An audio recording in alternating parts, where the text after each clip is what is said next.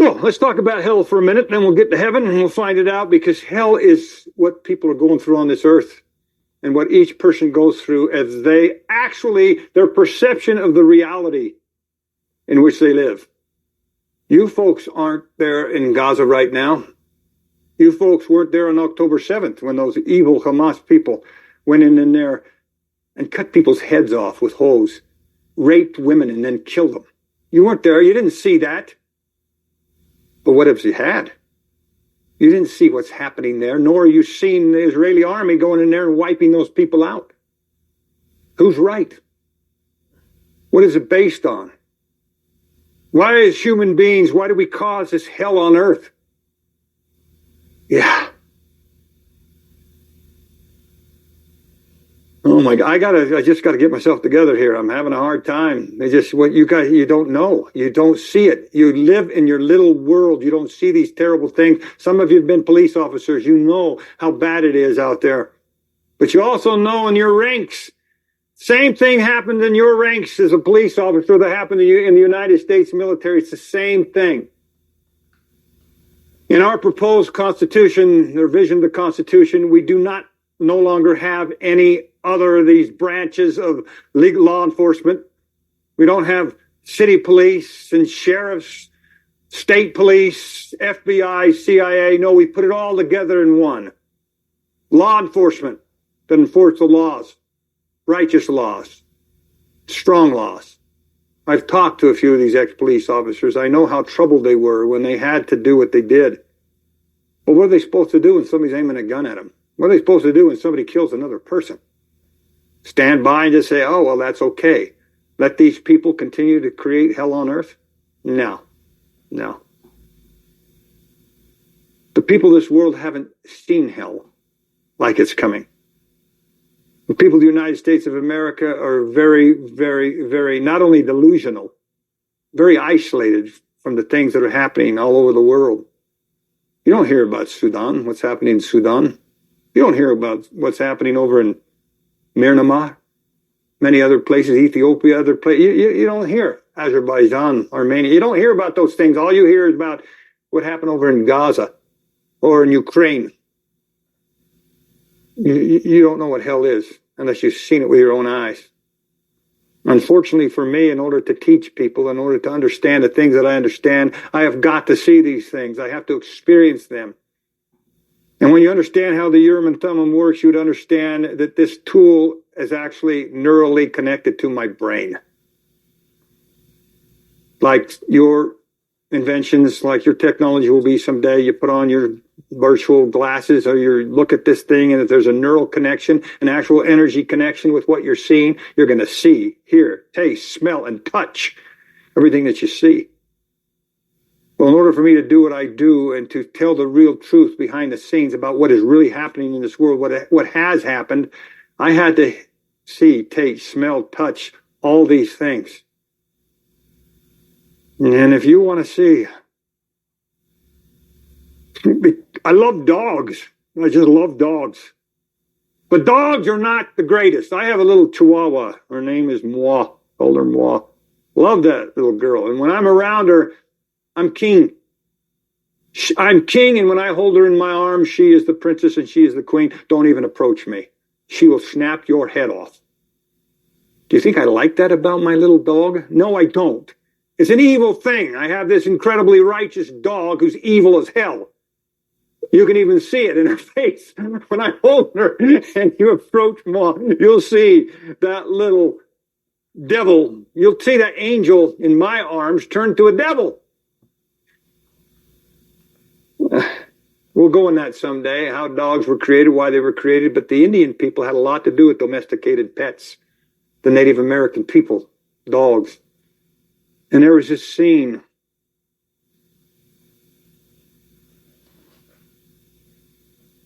I can't talk about that anymore. Let's go to the actual facts about heaven and hell. I just can't do it anymore. I just can't talk about that. Someday, maybe, if I got my emotions controlled, let's go and get the actual real truth about heaven and hell so that you understand what it is. Heaven and hell, of course, is simply a perception of people. It's a feeling that you have inside of your head. You can be in the most devastating place or situation and still feel like you're in heaven, depending on your attitude. Heaven and hell are nothing more than mental constructs, constructs the human mind goes through. When you understand the explanation of the Battle of Armageddon, the Battle of Armageddon, it's the only thing that's really talked about in the book of Revelation. When you understand this battle, the symbolism of it, you'll know that it's a battle that's going inside of your brain. It's a battle. Armageddon.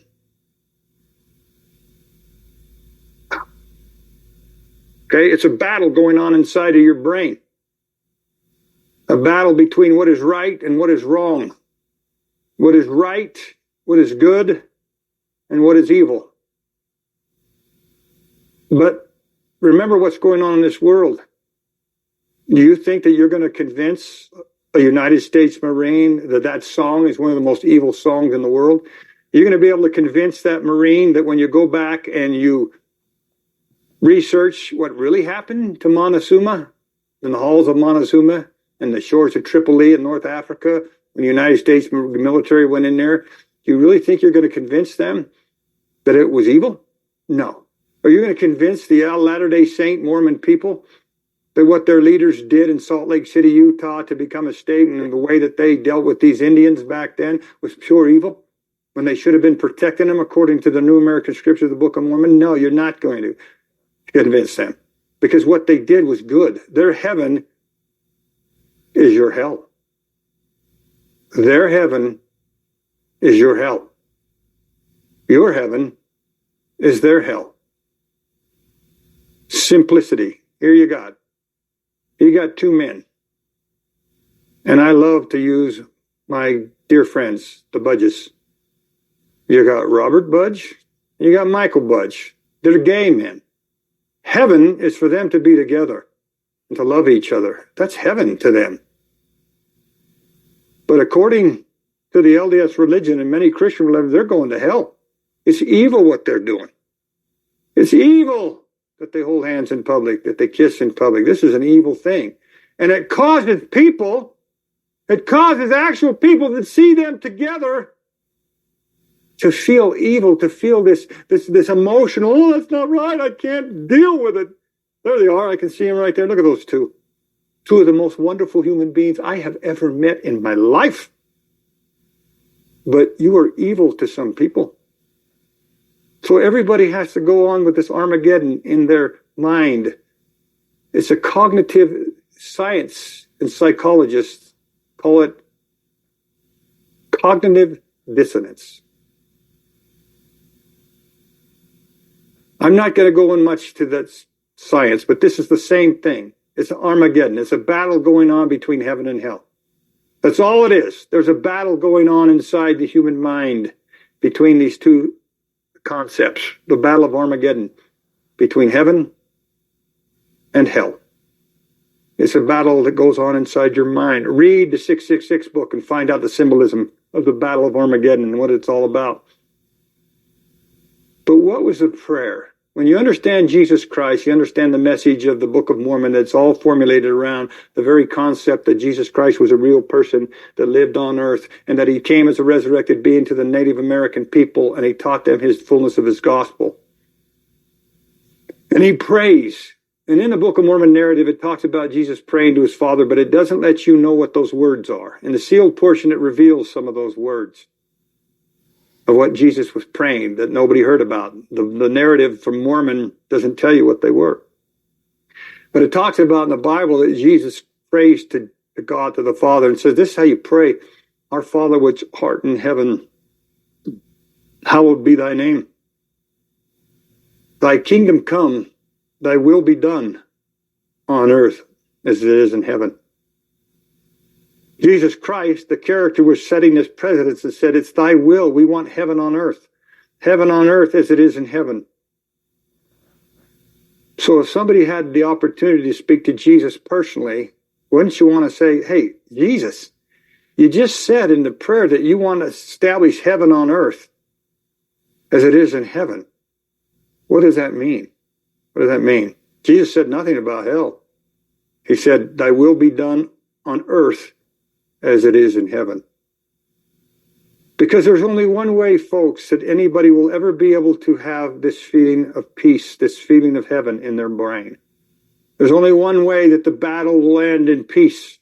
I mean, the battle will end in your mind, and that's if you have peace. Everything that causes you not to have peace, you know, is of the devil. It's that easy. And so this is how you can tell.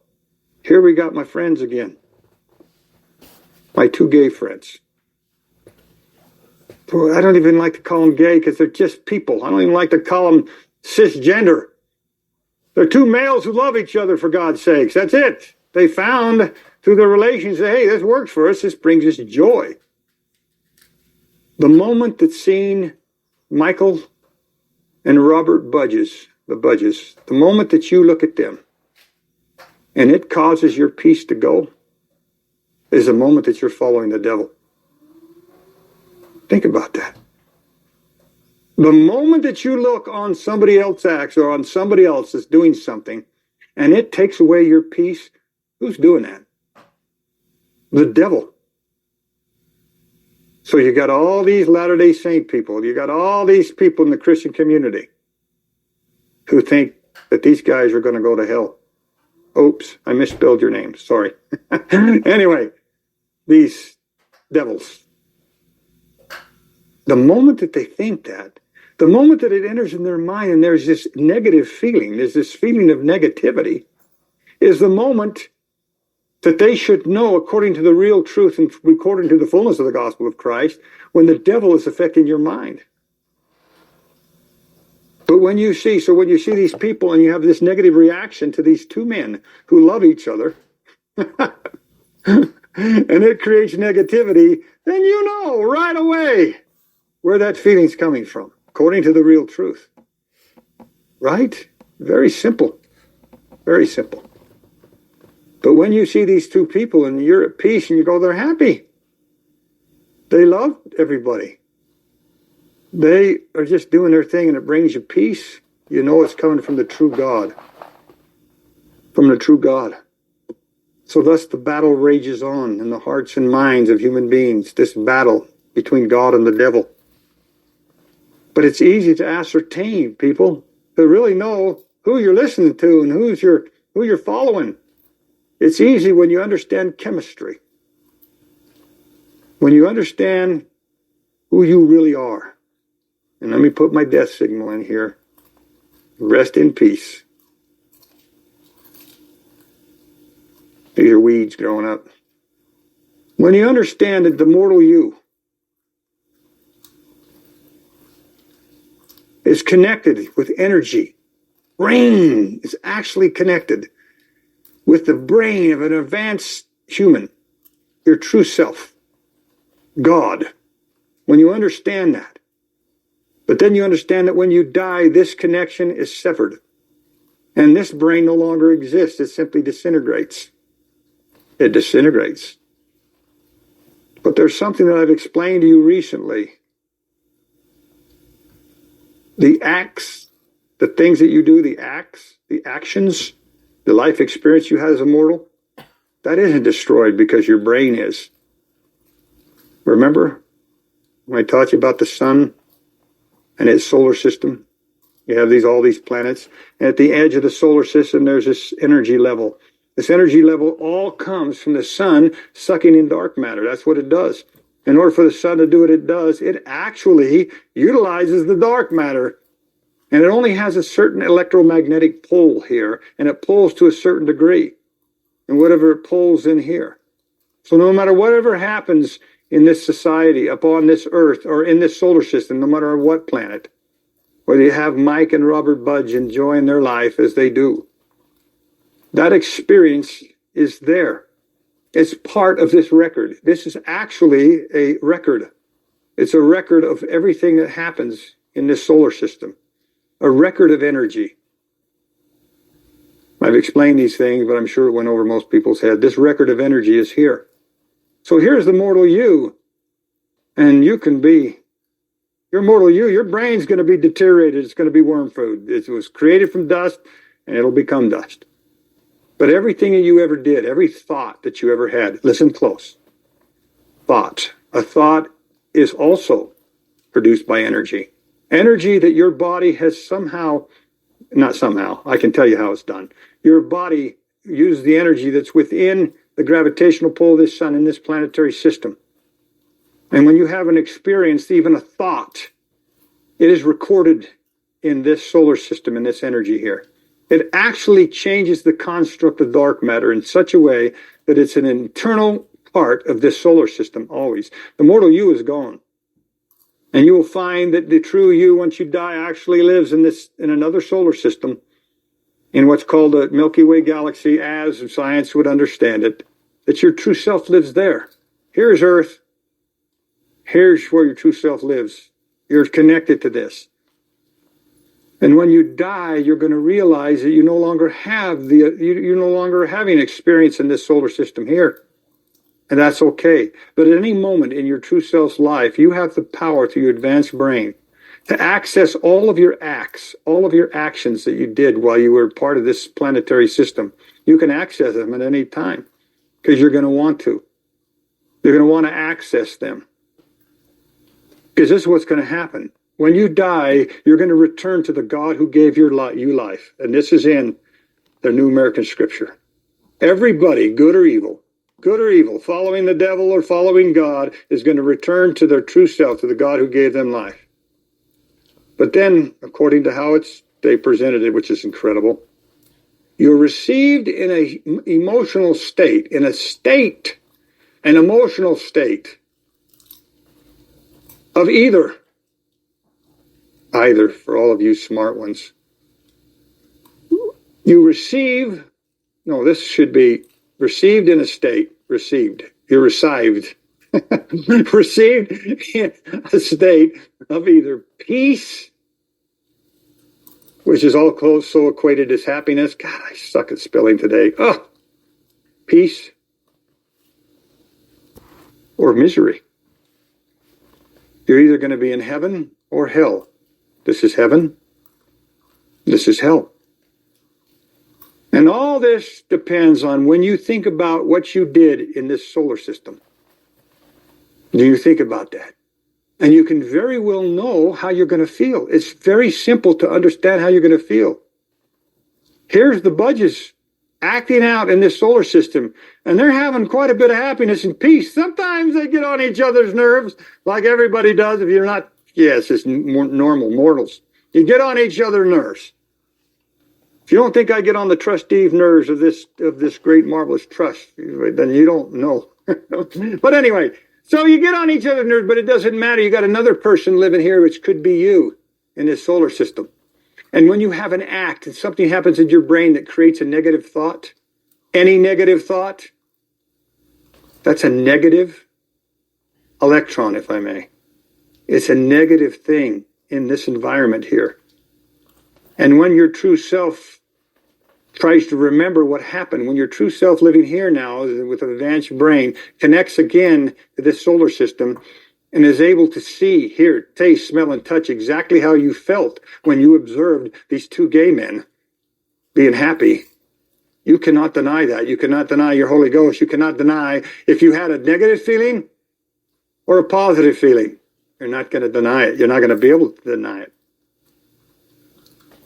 And then you'll understand, why in the hell did I have a problem with two of the same gender men loving each other and having happiness? And you will be in misery. You will be in a state of hell. You will. But the problem with all this is everybody has an excuse. The excuse is you don't understand why two males are attracted to each other. And number one, you don't understand it because you don't understand. You're ignorant. And therefore, in your ignorance, it creates this negative feeling. The battle that goes on between God and the devil inside of your head comes to the forefront. Because the devil is negativity and God is a positive thing. That's all it is. This creates peace This is the opposite of peace. This creates strife. This creates a feeling of negativity, a feeling of emotional imbalance. That's all it is. We got about 30 minutes or so. I'll take questions. I'm sorry, Miss DeWitt. I'm going to let you come to church, but I will not take any of your questions unless they are appropriate. I just cannot. I cannot give Miss DeWitt. I love her. I mean, I wish I can't do anything about her life, but I cannot allow you or anybody else to come on and ask questions that are not appropriate to what we're talking about. Cheryl, I don't know if you're raising your hand. If you're raising your hands for a question, go ahead. I'm not sure if this is appropriate for this discussion, so let me know if it's not. I will. But, okay, I'm sure you will. I would like to know the real truth about the concept of the resurrection. Okay. There is some relevance between that. What I just explained to you is the simple, real truth about human existence. Okay? The resurrection can be seen as a couple things. When you read about it in the Christian concept, because it's the Christian religion and some other Zoroastrian and other ancient religions that believed that people, once they die, will be resurrected in the same body that they have, which doesn't make a lick of sense. Because most people upon earth are not very attractive people. They have bad DNA. Whatever it is, you can't believe that when you live forever, you're going to look like that. You don't. Okay?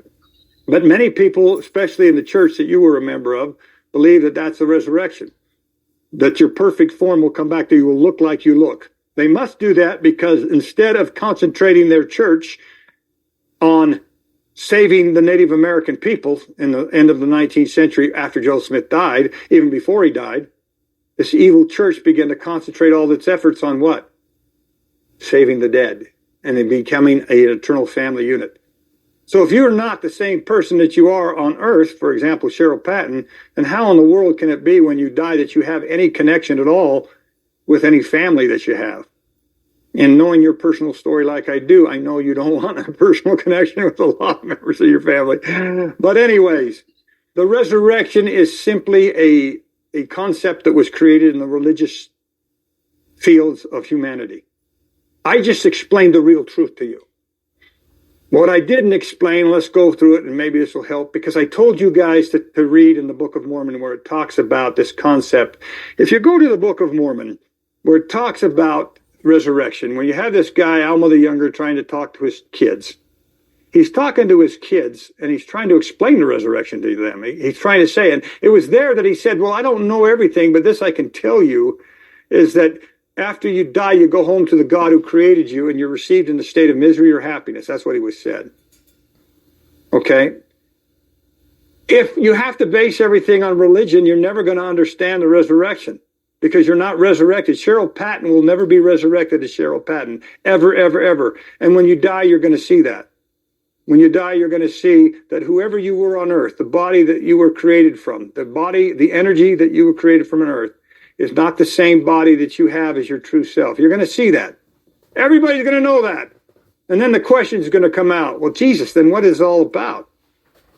But this is the thing that I didn't explain in that reality, is that once you as your true self, and I'm using you as a hypothetical example, Cheryl.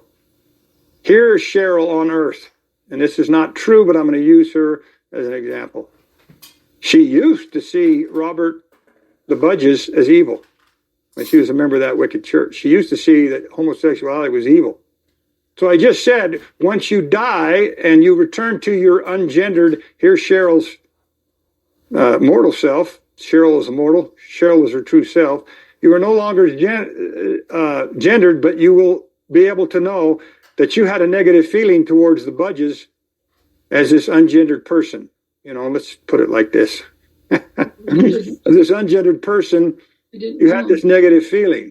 So when you have this negative feeling, you think, oh my God, I can't believe I had that negative feeling. And if Michael and Robert Budge would have, during your lifetime, joined the church and stopped being gay, would have you had happiness and peace? Yes, you would have. You would have been peace and happiness. You'd have peace and happiness. if they would have just done that.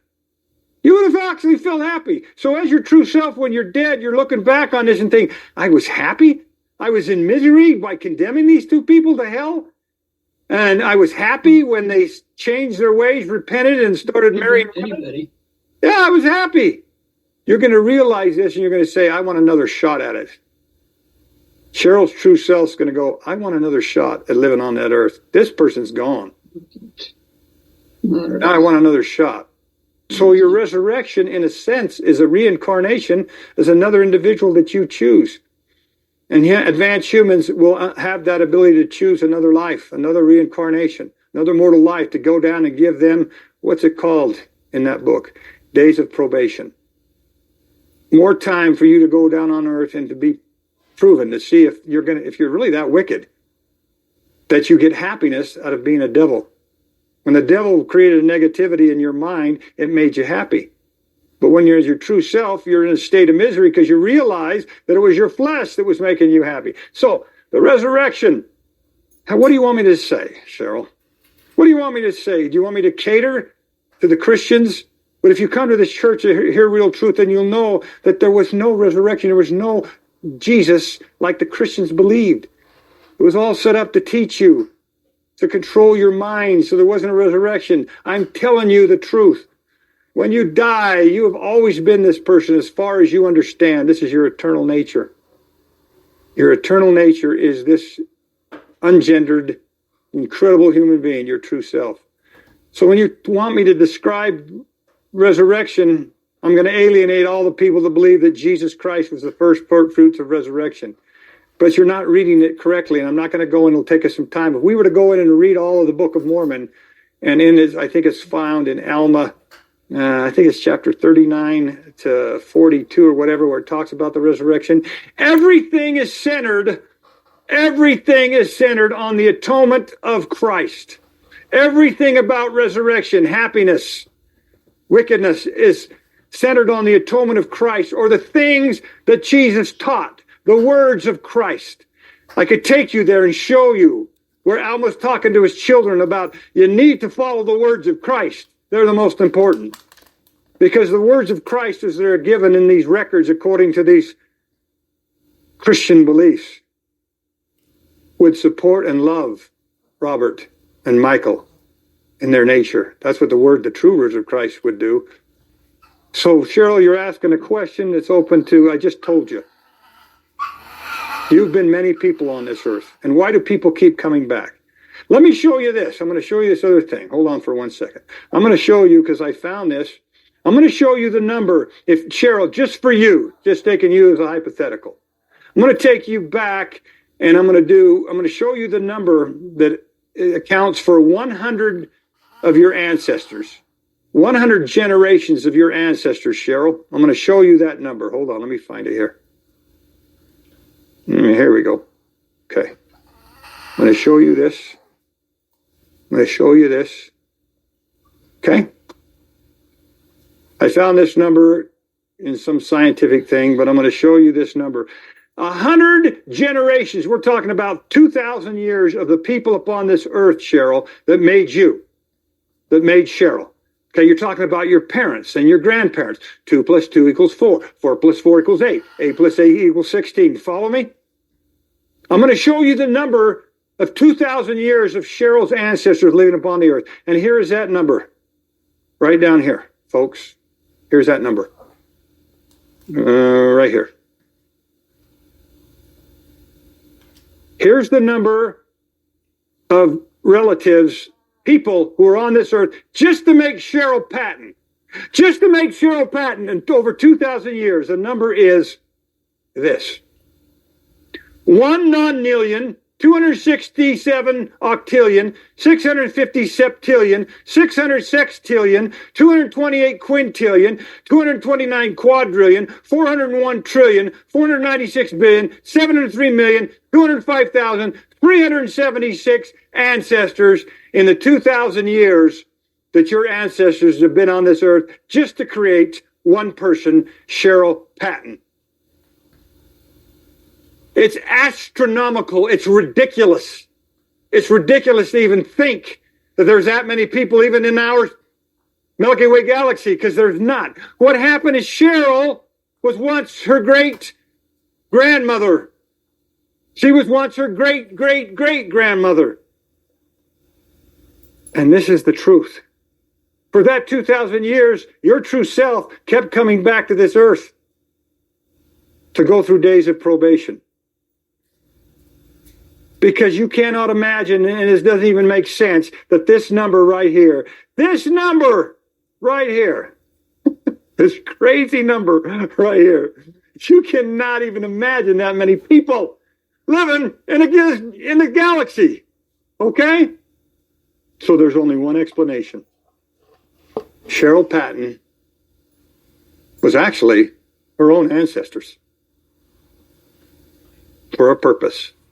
And I'm not going to go into that. That's a little bit too much for a lot of people right now. But it's enough.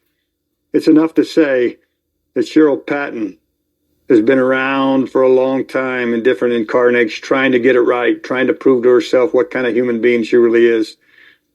Because let me tell you the actual truth that I've explained. There's about 15 plus billion advanced human beings who got together and formed this solar system and this earth. It's theirs. And of the 15 billion, they keep coming back time and time again. I just explained to you, I gave you the number, 2,000 years of ancestors. I gave you the number. But these 15 billion people keep coming back because they're wicked. They keep coming back hoping that things will change, hoping that we can get back to the first dispensation of time, the quote unquote, I hate air quotes, Garden of Eden time, where you can come back and actually be proved to see. But this is your last time, Cheryl Patton. This is your last time for many of you because it's my last time. You don't need to come again. Because you found the real truth. And when you understand again more the symbolism of the Garden of Eden and cherubim and the plain flaming sword being put in front of the tree of life, lest Cheryl put forth her hand, partake thereof, and live forever in her sins, then you'll understand this. Because that cherubim and the flaming sword has been taken away, and Cheryl does understand the tree of life and does understand real truth. And with that, she loves and supports Robert and Mike Budge, whom she once had a negative feeling about. She now has a positive feeling. You are closer to God than you've ever been. An atonement has been made. By the words coming out of a true messenger's mouth, an atonement has been made between you and your true self. It's brought you one so that you become no longer deceived by the devil and by your flesh, but you are seeing the truth, and the truth has set you free. Thank you. Thank you so much. Mr. Witt, Bill Witt, you're up. Go ahead with your question or comment. You got to unmute. Unmute, Bill. Okay, can you hear me now? Hear you now. Perfect. All right. That was a sobering lesson. Thanks for that. That was really good. And I don't want to take away from the spirit of that. So, the question I had is you were explaining that how slaves were created and how eventually we came into biological bodies. How did we transfer our consciousness from advanced bodies to biological bodies, and how are we trapped there in this never-ending cycle coming back and back over and over again? That's a great one, but it doesn't have much to do with heaven and hell, so I'm going to give you a simple answer that I will define in detail later. Remember something, Bill, that we got coming, and I know you're looking forward to this. You've been around this work for a long time. You've been both a friend and an enemy. I think you're now realizing that there's nowhere else on this earth that you can find the real truth like this work. And welcome back to the fold, you prodigal son.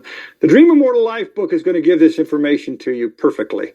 And to detail the best way that I can as a mortal man with the terrible language skills that I have, I'm going to explain it to you. Okay, but basically, you're going to understand it by science and by observing what is happening today. Here we are today in 2024. I would say that in 20 years, by 2050, let's say, 25 years, by 2050, there are going to be robots on this mechanical, we're talking about mechanical robots that are very human-like. Very human-like. They have artificial intelligence that allow them to learn and do certain things. Very human-like. But we're going to find something very important to realize. Though these robots can serve us and we code them and we pre-program to do certain things for us and they become very human-like, they're still not human. They are not human because they do not have free will. No matter how much artificial intelligence does what it does, it will never recreate free will. It cannot. So what we're going to, during this time that these mechanical robots come on, and you're understanding what I'm saying. Also during this time, we're not going to have, people are going to be created, rich people, that want perfect bodies for their kids asexually. They'll be created asexually. They'll take the DNA, the perfect DNA that's not been passed on. They'll create it, and they'll create an advanced human body. An advanced human body. Okay? So, you're going to find that these advanced human bodies and these very human-like robots, they have a difference. One's mechanical and one's biological. A biological being is one whose energy patterns are life. They create what we see as life and consciousness, true consciousness. In other words, a biological brain is much different than these mechanical brains that will be in robots. And we're going to see this. You're going to see this, maybe not in your time, but you're going to see this happening, Bill. And you're going to see, this is coming. This is just coming perfectly. Because this is all reflective of what happened during the first dispensation of time when human beings, the first human beings, were upon this earth for almost 2 million years. The first dispensation of human time that I use those air quotes, the Garden of Eden time period, was when the 15 plus billion advanced human beings created this solar system, the sun and the planets, to do certain things for humans. And you're going to find out that when they finally were changing things and creating these mechanical robots to serve their purposes, it was robots that went into the spaceships to Mercury and mined those areas to bring those elements back. It was robots in ships, they're very human-like. They would go, they would do what they're told to do. They'd bring back things to Earth so that we didn't have to dig up each other's backyard to create what we wanted. But these advanced DNA bodies you're going to find, when they come alive, they actually have free will. They have free will. And science is going to understand that. They're going to understand that if you create a body, here's a robot body, Mr. Robot, and here's a biological, this is a machine body versus a biological body, you're going to understand the difference. One's mechanical and one's biological. And this is why. Your brain, when you die, you're going to understand it perfectly. Here's the mortal Bill. Obviously, the mortal Bill is not Bill's true self, this advanced, incredibly advanced human being, who I have learned to love and adore. Don't like Bill so much, but his advanced self, incredible human being. Anyway, Bill and his advanced self, you die, rest in peace. Bill no longer exists, but your advanced self does. Your advanced self does. I can promise you. Let me go back to you and many of you, not so much for Cheryl and a few of you, but the advanced Bill, because of how Bill struggled, because of how Bill followed the devil since I've known him, Bill's true self is going to say, I'm going to wait on earth until this time period here where they have created this advanced human body that's ungendered. Let me choose my own gender. Bill's going to want to connect again to this advanced human body. Bill's true self, which is made from biological material on this separate planet, not Earth, biological material, has the power to connect to Bill's brain.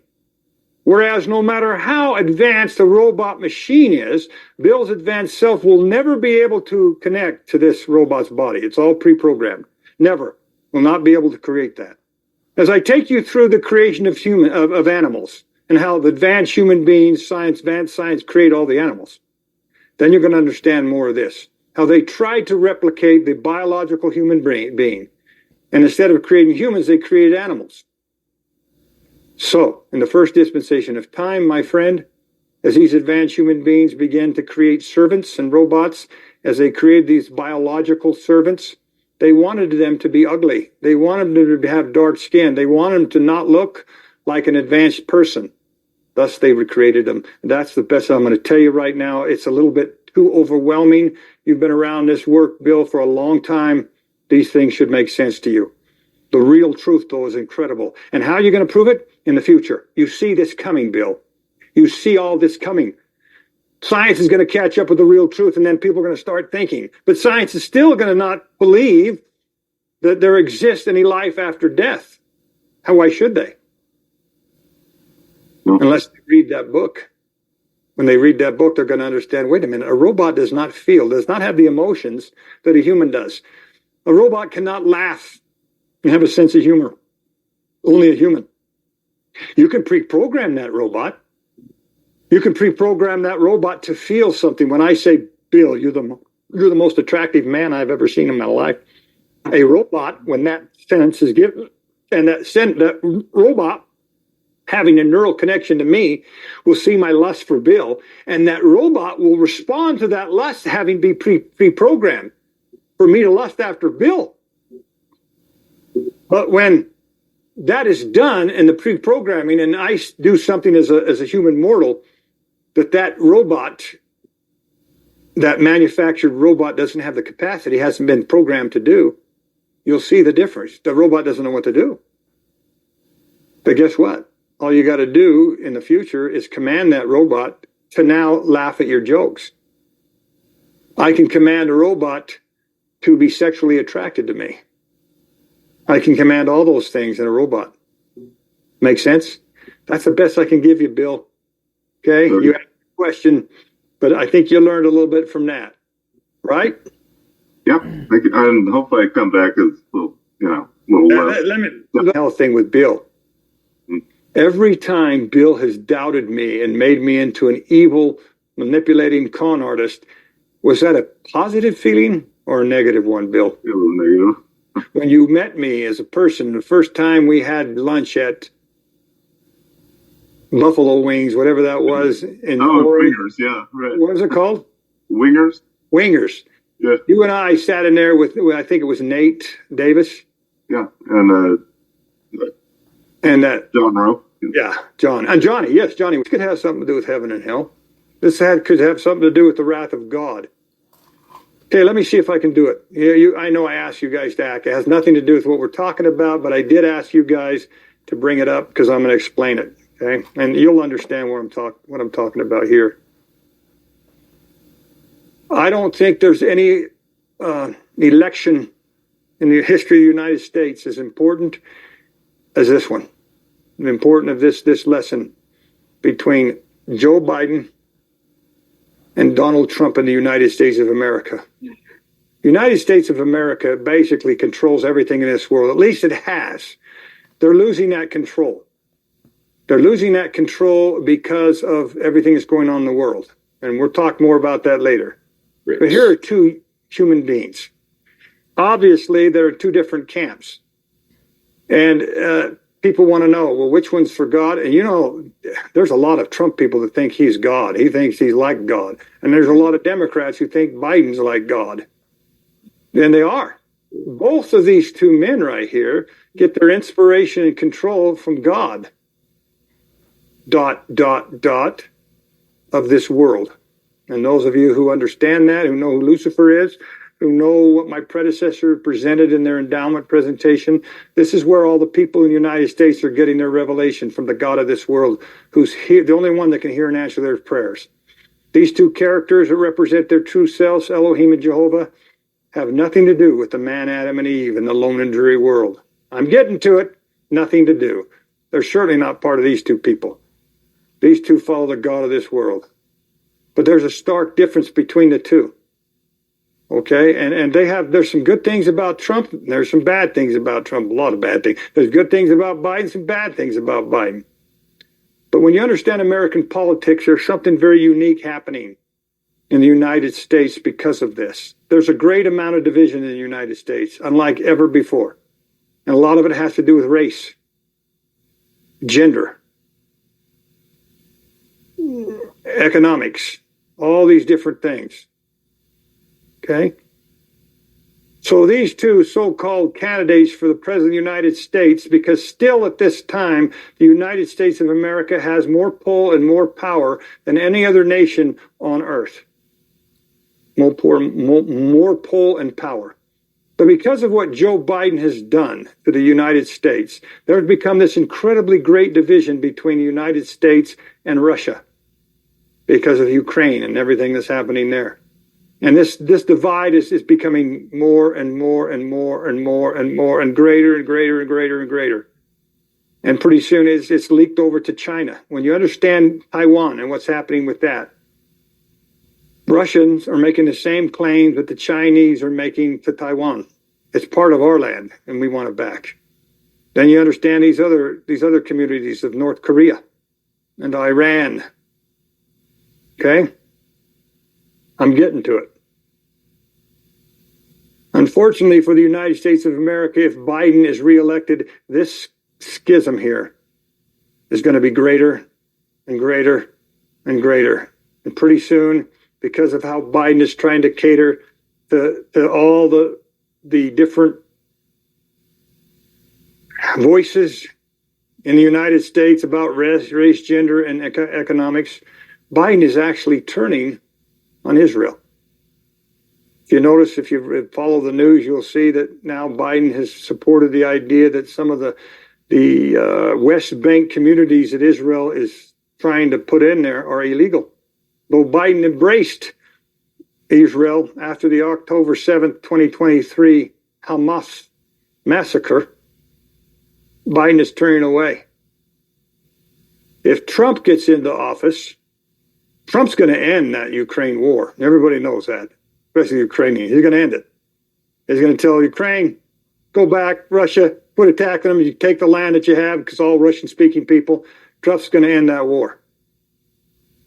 Okay, so it could be, matter of fact, that Trump is going to actually be beneficial for this relationship between the United States and these other countries in some ways, in some form. When you understand what he's about, what Trump is about money. Trump is about pride. But so are the Democrats, so is Biden in a lot of ways. That's what he's about. So you see this with Trump happening here. If Trump wins, then the United States is going to actually support Israel, support Russia, more support with China, and even North Korea, even try to make amends with Iran in a lot of ways that Biden would never do. But now there's another thing. There's another thing that's very important. It's called immigration. Immigration is when you have the majority of the people living upon earth seeking for a better life or leaving their countries and trying to get into Europe or the United States. Europe, the United States. They're trying to. Even people in China are trying to get over into the United States. So anyone who understands politics and what's going on, this division between the two, would know that Joe Biden is more of a plus for immigration than Trump. Trump will close the borders and say, that's it, we're done. And now, just tell these people to stay out of the border. He doesn't care. His is make America great again. MAGA. He doesn't give a shit about anybody else but Americans. And he knows he's going to do anything in his power, economically or any other way, to make America great again and give America influence on these other countries. That's he wants to do with these countries. So he's going to shut this down greatly. So one would think, well, Biden, if we elected Biden, he's going to be more pro-immigration, which he is. But is he? You understand what Biden is listening to now? He's listening to all these pro-Palestinian people.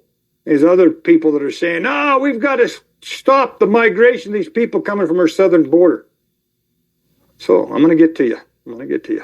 So you have two things here. You have two things that have to do with the United States and its incredible power throughout the world. USA power. They have to do with foreign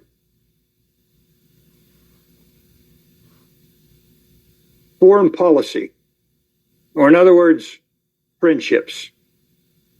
The friendships, the ability of human beings to get along with other people. Foreign policy and immigration.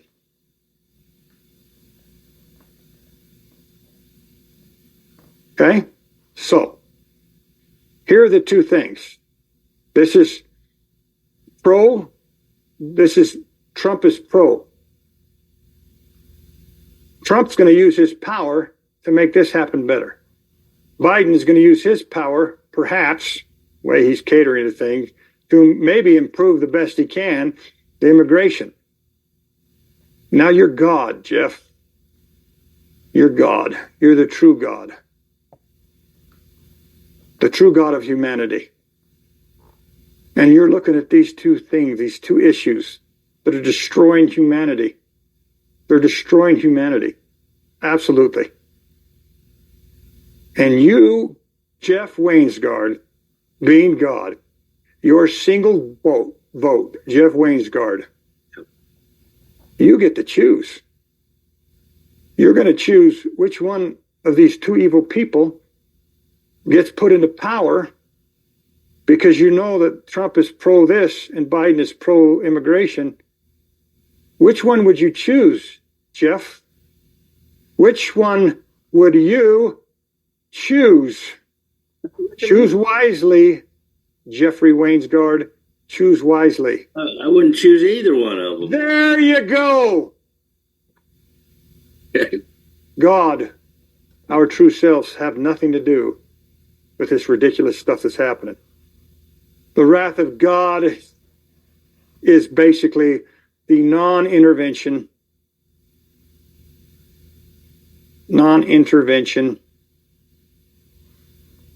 of more advanced societies, of advanced worlds on this one.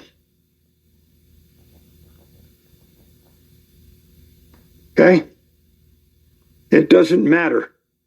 So when I ask you guys to bring up these two things, you're going to find that this wrath of God is going to increase exponentially according to whoever gets put into power.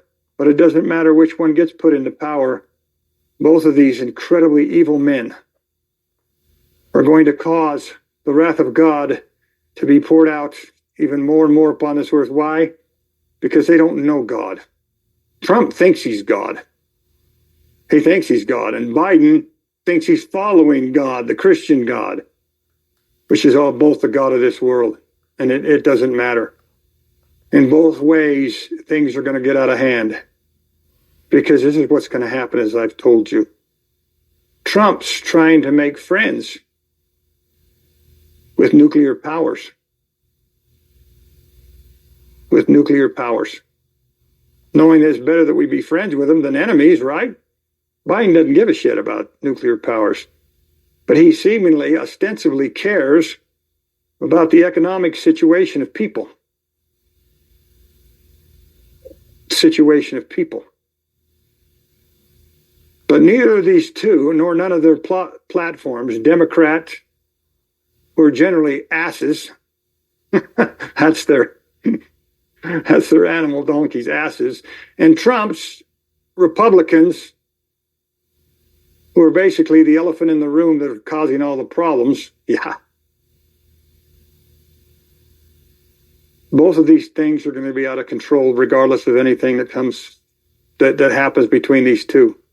Because as the economic situation of the majority of the people, as the economic situation of people upon this earth decreases, economics decreases, and there's more poverty, and the chasm, the disconnect between the rich and the poor becomes greater, and the poor people become less. And the rich people become more, and the rich people become less, and the poor people become more. In Biden's economics, because he's not doing anything about this, Trump is going to make friends with whom? With the rich, not with the poor. And here's what's going to happen in the future. When you understand the Native Americans and what happened in the United States, this thing you would understand. The Native American people could never take on the United States government, the United States military. Never. The U.S. military would have destroyed them. All they had was their spears and their arrows at first.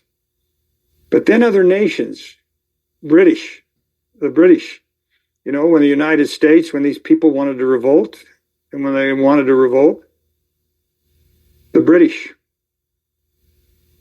the French, especially the British and the French and the Spanish, they gave arms to the Native Americans. They gave them guns to fight the United States. Guns. They gave them guns to fight them. But now things have reversed. Look what's happened now. This is way back then. Now, finally, the Native Americans could at least stand up against the U.S. military. But there is such a thing, if you understand what it is, it's a Gatling gun. It's basically a machine gun. And when they got a hold of this Gatling gun, there was no way that the Native Americans even had a chance. But in 2024, we have a very interesting situation. Because now on the side of the U.S. military are the Britons, the French, and the Spanish. They're all on the side of the U.S. military. But they're not on the side of the native people. The native people are trying to come over into British territory, French territory, Spain, Portugal, those areas. So there's a fight going on again. But these fight people, these poor, they're fighting against U.S. military and these other nations that are militarily extremely strong. They have nuclear weapons. They have all things. There's no way that the poor of this world could rise up and take over. This is where God comes in, the true God, the wrath of God. God's wrath is going to be poured out on this world, and these poor are going to get what?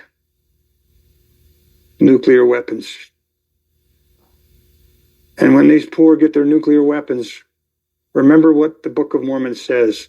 The Book of Mormon is about the house of Israel. If we could go on and we talk about the Bible and Adam, if Adam, if it was true that was all started with Adam and Eve, we could take you and show you how everybody upon this earth at this time in 2024 is actually a member of the house of Israel. The dark-skinned races, all of the races. That was the purpose of the Book of Mormon and the other books. Had the Book of Mormon been successful and this evil church hadn't changed their doctrine to helping the Native Americans and the poor, instead of making themselves a wonderful, the richest church in the world, the entire earth, if we could convince the entire earth that they're one house, we could begin to have people create Zion, people of one heart and one mind. One heart and one mind, this is the brain. What's the other part of Zion, folks? There are no poor among us. No poor among us. That was the desire of the real Illuminati. That was why they put nuclear weapons in the hands of the Americans at first. And that's why the wrath of God kept electricity, nuclear quantum physics, nuclear inventions. That's why it kept all of these out of the hands of humans upon this earth prior to 1831. They knew nothing about these things, but now they do. But when they had the opportunity, the United States, to use electricity and nuclear energy for the right purpose, they did not. They simply began to use it to attack the poor, Hiroshima, Nagasaki, and many of the other military adventures the United States is in. So now the wrath of God says this: we're not going to intervene anymore. We're going to let the poor nations and the terrorist groups that are called terrorists, which in the Book of Mormon are called a remnant of the house of Israel, go through like young lions and destroy these people, and there's nothing that they can do about it. That's the best I can give you right now, Jeffrey. So who are you going to vote for, Mr. Wainsguard? I'm voting for no. All right, I'm going to take you to a story that you're very familiar with to teach you that you are. The story, this is a guy who used to carry the Book of Mormon around his pocket. He probably read the Book of Mormon more than anybody that I know, but he never understood it. He read it, never understood it. There's a story in there, Mr. Bradford. It's a story about a guy named Alma and Amulek. Alma the Elder and Amulek. The story when they watched their version of Hiroshima and Nagasaki. Their version of Hiroshima and Nagasaki was all these innocent men, women, and children were being cast into a fire and burnt alive. Isn't that what a nuclear weapon does? Right? Yeah. And if Christopher and Kyle were sitting there observing that, what would Kyle do? If Christopher sat there with peace on his face, he just said, I got peace. And Kyle's going, are you kidding me? You have the ability to call upon the power of God to come down and destroy these Americans so that they don't drop those nuclear weapons. Are you following where I'm going there, Mr. Bradford?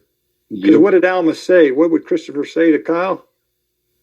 Those people are we don't need to do anything. Be at peace. better off.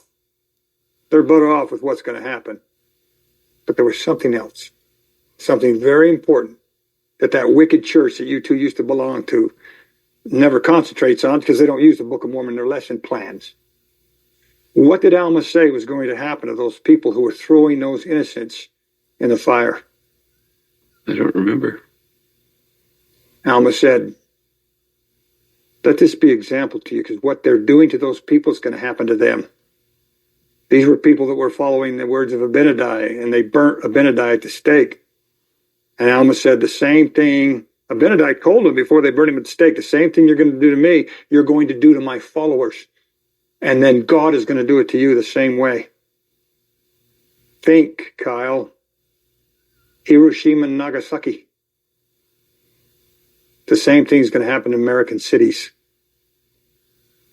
In the future, a lone lion, one of these crazy terrorists, these crazy people who don't think anybody cares about them, is going to have a car with a nuclear weapon in it. And when you understand how much plutonium or uranium was used in the Hiroshima and Nagasaki thing, you would understand that if they had 500 pounds of the same substance and they parked that car downtown Los Angeles, those same people who supported Hiroshima and Nagasaki are going to experience what they did. The Book of Mormon teaches those lessons. You see? The same thing. So you didn't remember. All those years of studying, you didn't remember that Alma told them the same thing that you're doing to these people is going to happen to you. Karma is going to turn around and bite you. And it's going to get the United States of America in ways that they've never witnessed before. All because the wrath of God, our true selves, are no longer inspiring anything. It was the real Illuminati and their group that used to send information on to the CIA, FBI, to the Mossad, to other people, even to the KGB, to help them to know what to do. They would give them information to stop this stuff. They helped Albert Einstein. You need to contact the United States president and let him know what's happening over here. With these scientists, the Germans, they're Austrians. You need to tell them and warn them and get them working on it. But now there's no longer the brothers. Nobody's warning anybody. Now it's all each man for his own, each Indian for his own. And you wait till the Indians, the remnant of the house of Jacob, get a hold of the things that have been destroyed, the innocent people throughout this world. There you go, Kyle. Makes sense? So the point to you is that you're feeling this negativity because you don't understand. You don't understand. But when you understand the plan and you understand the things that I'm trying to teach you as a true messenger, what's really happening, you'll say, you know what? This is probably the best thing that could happen to people. It's probably the best thing. The best thing we could do. I've told you and your dear sweetheart right there, the best thing you could do, you don't listen to me though, I'm just going to tell you. But I've told you this and you won't do it. And you don't need to because I don't want you to because you're supposed to be terrible parents. But you look at my example, you say, he had one thing in mind after his transfiguration: to raise his children in abject and complete poverty. No matter if he had thousands and thousands of dollars in the bank, he raised them in poverty. But now watch the sharp two-edged sword coming out of my mouth, because these two, I love them. I love you too much, and that's why I want nothing to do with you little shits. You take your daughter and you teach her how to paint rocks and sell them. Mhm. Paint a fucking rock, and she sells it. I think I even bought one, on purpose. I think so. Because what you did was actually prove a point about money, about gold, silver, the things that actually just destroyed this world and will continue to until we finally figure it out. This great and abominable church, the gold and silver. And you've taught an innocent child that even a rock that has no use to anybody else, if presented in a way, is worth something. I think I bought one of her rocks for $20 or something. I think so. So it wasn't exactly that bad of a lesson. But as she grows up and she learns things, yeah, you can start thinking about things on a different level. You can take the knowledge, see that knowledge that you see on the right of me? Figure out again what that word above my head means, and then apply that knowledge with intelligence to try to help that young lady to be the best that she can be, to have the best opportunity at having peace, which you two didn't have. You two grew up without that peace, and you had all these negative things. You have the ability now. That's all I'm going to give you. I don't need to give you any more. There's no manual that was written for parents.